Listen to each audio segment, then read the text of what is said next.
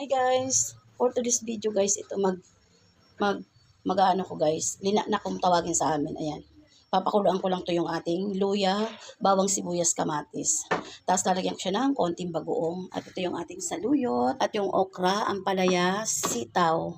At yan may isang talong guys na hiniwa ko. Tapos lagyan ko ng isang sili. Guys, mag-start na tayo sarado pala yung tangke.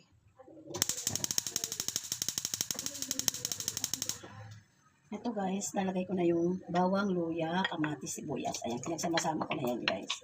Tapos, ang ipapartner ko lang dito guys, may tuyo ako dyan na nabili na hindi maalat. Yan ang ipapartner ko dito guys. Ayan, isang ganito lang guys. Tama na yan. Tapos mamaya, tingnan ko lang guys kung okay na yung alat niya. Pag hindi, nagdagan ko siya ng konting asin. Pakukuluan muna natin guys. Ilagay ko na itong aking sili. So guys, yung nabili ko, dinubli ko lang siya ng plastic. Dapat isusupot ko tapos ito plastic. Wala akong supot guys. Ayun, ang ganda nabili kong tuyo. Ano lang to guys, halagang 100 pesos. Oo nga, halata, ano talaga, pag maalat kasi guys, ibang amoy. Ayan o, kaya ako bumili. Ayan o. Ang ganda niya guys o. Mag-aano na ako ng 5 piraso. Magpiprito ako ng 5 piraso guys. Ayan, okay na to guys o. Ipares namin dito sa aking ano.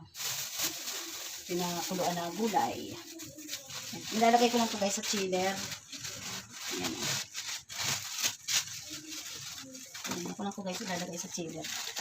Ang tinapa ko guys, ano nilagay ko sa freezer, pansawsaw ko sa gulay. Ang bango guys. Ang bango. Pagsamasamahin ko to guys yung ating okra, sitaw, talong, ampalaya.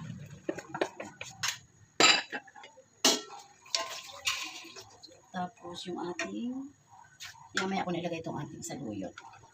Medyo matagal-tagal din ako guys, hindi nakapagluto nito. Ayan.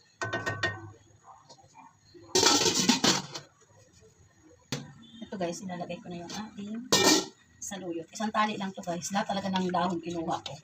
Ano siya guys, ang lalaki ng dahon ng saluyot. Tapos ang ginawa ko, kinurunit ko siya.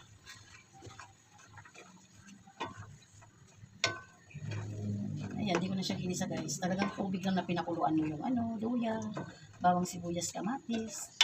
Hindi na ako nagprito guys ng isda. Tuyo na lang kasi hindi naman maalat itong nabili kong tuyo. Kasi hindi na ako, bawal na nga ako sa maalat guys. Kaya kung bibili ako ng tuyo, talagang inaamoy ko pa yan guys. Kasi amoy na amoy mo pag maalat o hindi. Tikman ko muna guys kung okay na yung alat niya. Taba. Ay, nakaba. Pagyan natin ng Himalayan salt. Ayan. Tapos konting asin.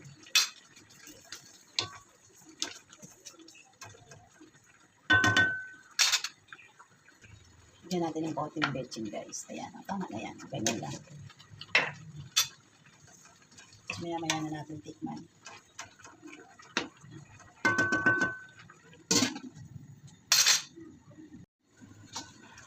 Okay na po guys.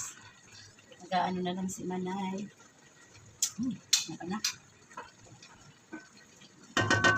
Tuyo na guys ang ating isusunod.